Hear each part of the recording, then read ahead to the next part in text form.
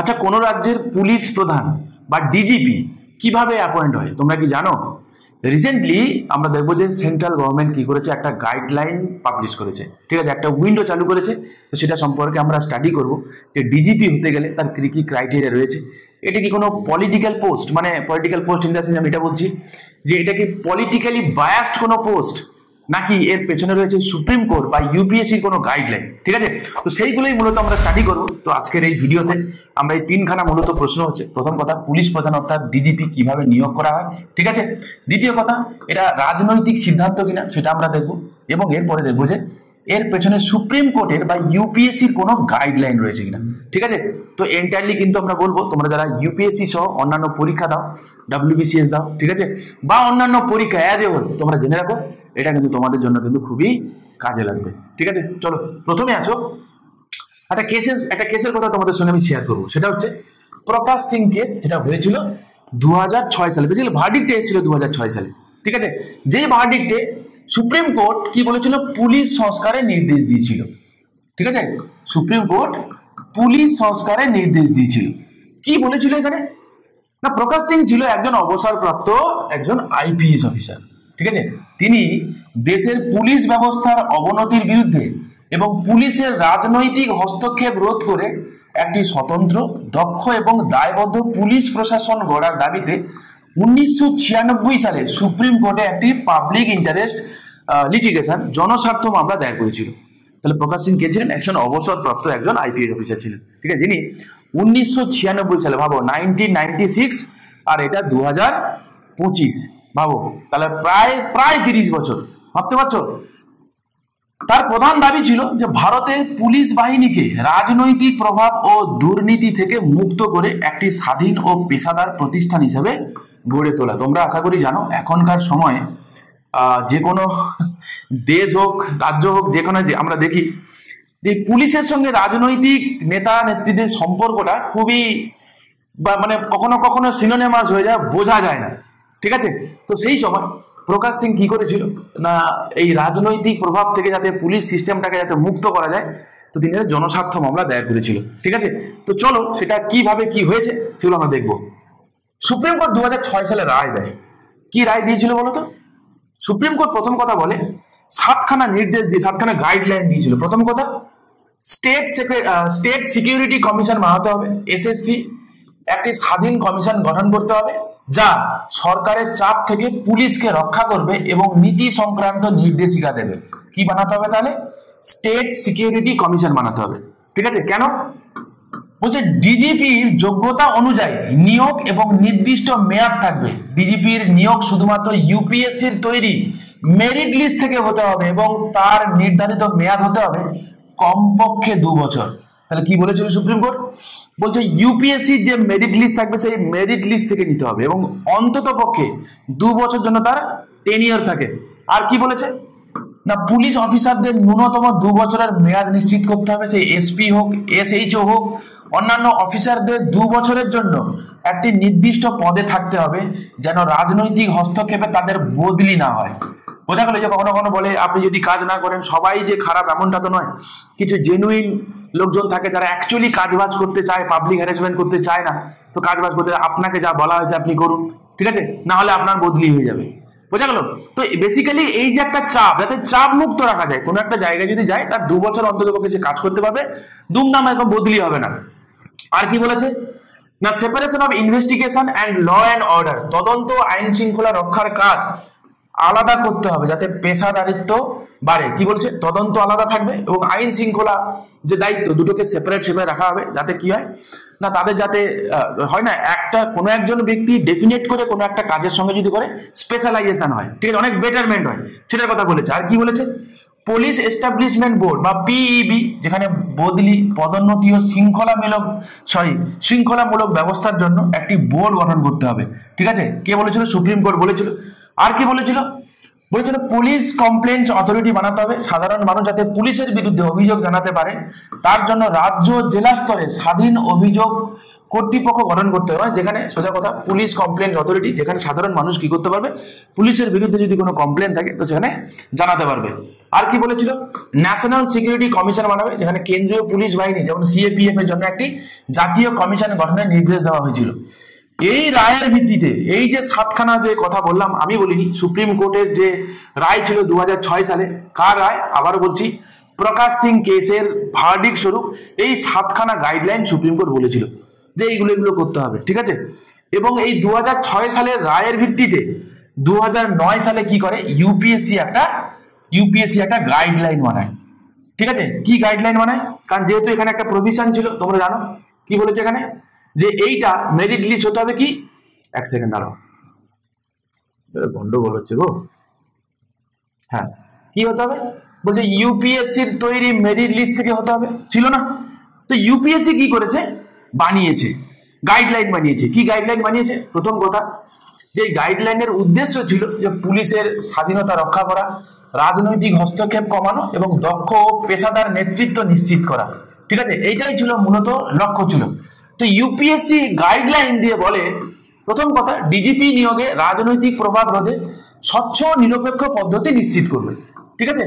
দ্বিতীয় কথা কি বলে, যে ইউপিএসসি একটা প্যানেল তৈরি করে, ঠিক আছে, রাজ্য সরকারের কাছে পাঠাবে, যেখানে সর্বোচ্চ 3 জন যোগ্য ও মেধাবী আইপিএস অফিসারের নাম থাকবে। বোঝা গেল? তাহলে কে করবে এটা, ইউপিএসসি করবে। ইউপিএসসি কজনে করবে না, 3 জনের নাম এরকম পাঠাবে, কার কাছে, রাজ্যের কাছে পাঠাবে। রাজ্য তাদের মধ্য থেকে কোনো একজন ব্যক্তিকে চুজ করতে পারবে, কিন্তু এই যে সিলেকশনটা কিন্তু কে করবে, সেটা কিন্তু ইউপিএসসি করবে। শুনে রাখো, রাজ্য সরকারকে এই প্যানেল থেকেই একজনকে ডিজিপি হিসেবে নিয়োগ করতে হবে। প্রার্থীর বাকি চাকরি জীবনের মেয়াদ কমপক্ষে 2 বছর থাকতে হবে। মানে এমন কোনো একজন ব্যক্তিকে, মানে ওই 3 জনের মধ্যে 3 জনকে যে পাঠানো হবে না, তাদের জন্য কর্মজীবনের মেয়াদ অ্যাটলিস্ট 2 বছর বাকি থাকে, তার কম হলে কিন্তু হবে না। বোঝা গেল? কি বললাম, অ্যাটলিস্ট যেন 2 বছর তার বাকি থাকে, তার কম হলে কিন্তু হবে না, ঠিক আছে। তাহলে এখানে মূলত মেরিট এবং তার সাথে সাথে সিনিয়রিটির ভিত্তিতে কিন্তু নির্বাচন হবে। ওকে, ডিজিপি কে কমপক্ষে 2 বছর পর্যন্ত সেই পদে রাখতে হবে, রাজনৈতিক কারণে মাঝপথে সরানো যাবে না। কে বলেছে এটা, ইউপিএসসির গাইডলাইন বলছে। কিন্তু 2009 সালে ইউপিএসসির গাইডলাইন থাকা সত্ত্বেও দেখবো কি, যে বাস্তবায়নে কিন্তু প্রবলেম ছিল, সমস্যা ছিল, যেই কারণে না রিসেন্টলি সেন্ট্রাল গভর্নমেন্ট একটা জারি করেছে, আসছি আমি সেটা। প্রথম কথা, অধিকাংশ রাজ্য সরকার এই নির্দেশগুলো পুরোপুরি বাস্তবায়ন করেনি। দ্বিতীয় কথা কি, আদালত পরবর্তীতে এই বিষয়ে কন্টেম্প অফ কোর্ট মামলার সম্মুখীন হয়েছে বেশ কিছু রাজ্য, তারা ফলো করেনি বলে আদালত অবমাননার দায়ে আদালতে তাদের জন্য বিরুদ্ধে কেস চলছে।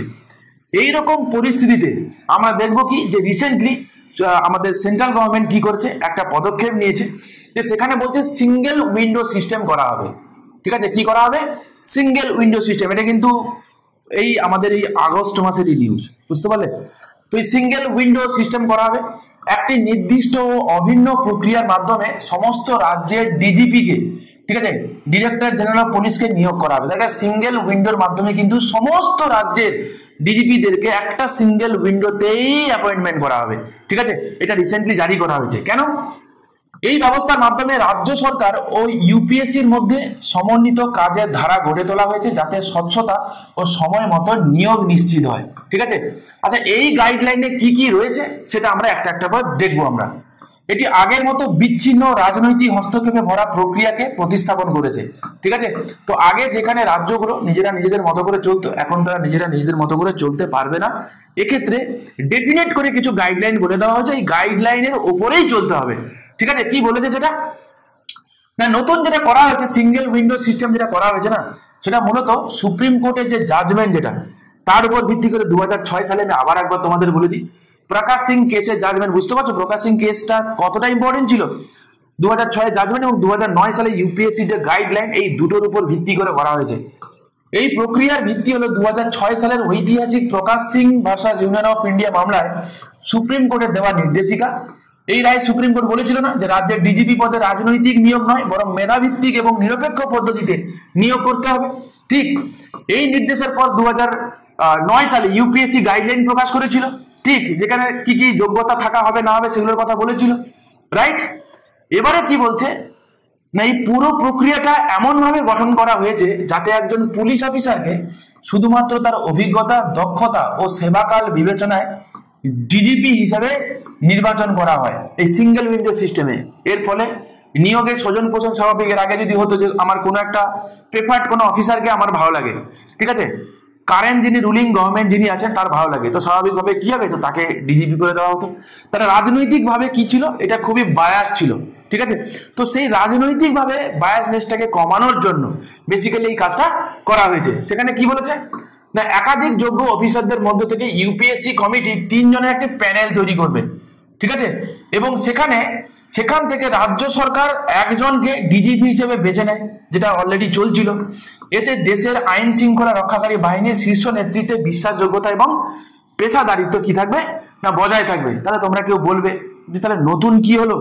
নতুন কি হলো বলতে এই সিঙ্গেল উইন্ডো সিস্টেমে এটা বলা হলো কি যে এবার থেকে এই প্রকাশ সিং কেসের এবং ইউপিএসসির গাইডলাইন দুটোকে পাঞ্চ করে একটা সিঙ্গেল উইন্ডো সিস্টেম করা হলো, যাতে রেগুলারলি কোনো রাজ্যের ডিজিপি ফাঁকা আছে এরকম যেন না হয়। ইউপিএসসি যা করবে, ইউপিএসসি যা ডিসাইড করবে সেটাই শেষ কথা, এবং ওই 3 জনের থেকে কোনো একজনকে ডিসিশন নেওয়ার ক্ষমতা সেটা রাজ্যের থাকবে, অসুবিধা নেই। কিন্তু ইউপিএসসি যে 3 জনের কথা বলবে সেই 3 জন থেকে একজনকে নিতে হবে, বাইরে থেকে নিলে হবে না, ঠিক আছে, বাইরে থেকে নিলে হবে না, মানে নেওয়া যাবে না, বড় কথা হচ্ছে এটা, ঠিক আছে। রাজ্যের বর্তমান ডিজিপি অবসর নেওয়ার 6 মাস পূর্বেই রাজ্য সরকার ইউপিএসসি কে তালিকা পাঠায়। বেসিক্যালি হয় কি, আমরা চলো স্টেপ বাই স্টেপ পুরো প্রসেসটা আমরা দেখবো, ঠিক আছে। কি হবে, তাহলে কারেন্ট যিনি ডিজিপি যিনি আছেন সে যে রাজ্যেই হোক না কেন, তার অবসর গ্রহণে আর 6 মাস বাকি আছে, তো এর মধ্যে কি করে একটা লিস্ট ইউপিএসসির কাছে পাঠানো হয়। কে পাঠায় লিস্টটা? না, এটা লিস্ট পাঠাবে রাজ্য, ঠিক আছে। এবং সেই সব আইপিএস অফিসারদের নাম থাকে যারা রাজ্যের ডিজিপি পদের জন্য উপযুক্ত, মানে অন্তত 6 মাস আগে ইউপিএসসি কে পাঠাতে হয় যাতে প্রক্রিয়াটি সময় মতো ও ব্যাহত না হয়, বড় কথা হচ্ছে এইটা, ঠিক আছে। এতে নিশ্চিত হয় যে নতুন ডিজিপি নিয়োগে বিলম্ব বা রাজনৈতিক টানাপোড়েন যাতে না হয়। ইউপিএসসি এমপ্যানেলমেন্ট কমিটি মেধার ভিত্তিতে 3 জন অফিসার নির্বাচিত করে, ছোট রাজ্যের ক্ষেত্রে সেটা 2 জনকে নির্বাচিত করে। ইউপিএসসি এর গঠিত একটি বিশেষ কমিটি এই তালিকাটি যাচাই করে এবং বিভিন্ন মানদণ্ড, যেমন সার্ভিস রেকর্ড কি আছে, তার অভিজ্ঞতা কি রয়েছে, কর্মদক্ষতা কি রয়েছে, ঠিক আছে, এই সব বিশ্লেষণ করে 3 জন অফিসার একটা প্যানেল করে, ছোট রাজ্যের ক্ষেত্রে আবার বললাম 2 জন, ঠিক আছে। এবং এখানে কোনো রাজনৈতিক প্রভাব নয়, সম্পূর্ণভাবে মেধা এবং সেবাকাল বিবেচনা করা হয়, ঠিক আছে। করে কি করা হয় না রাজ্যের কাছে পাঠানো হয়, এবং রাজ্য সেবন কি করে না সেখান থেকে ইউপিএসসি অনুমোদিত 3 জন অফিসারের তালিকা থেকে কি করে না কোনো একজনকে কি করতে পারে, সে পিক করতে পারে। তাহলে বেসিক্যালি আমরা কি শিখলাম যে এমন একজন ব্যক্তি মানে কি যাকে তাকে নেওয়া যায়? উত্তর হচ্ছে না। মিনিমাম কোন রাজ্যে বা মোটামুটি তার 30 বছর তিনি সার্ভিস দিয়েছে, 30, এমন একজন আইপিএস অফিসার যার 30 বছরের কাজের অভিজ্ঞতা রয়েছে, বাবু 30 বছর। নাম্বার 1। নাম্বার 2 কি বলেছে, must have held rank of police chief or 1 below, এইরকম র্যাঙ্কের কাউকে হতে হবে। Officers returning less than 6 months are not eligible, সামনে 6 মাসের মধ্যে তার রিটায়ারমেন্ট আছে, ঠিক আছে, তাহলে কিন্তু হবে না। আমি অলরেডি বলেছি যে অন্তত পক্ষে তার 2 বছর সার্ভিস টেনিয়ার থাকবে এরকম ব্যক্তি যার 30 বছরের কি থাকে আছে না সার্ভিস এক্সপিরিয়েন্স রয়েছে, ভাবো। এবং যিনি must have held rank of police chief or 1 below, হ্যাঁ, বা officer returning in less than 6 months are not eligible, তো স্বাভাবিক এটা হবেই না, আমি অলরেডি তোমাদেরকে বলে দিলাম, ঠিক আছে।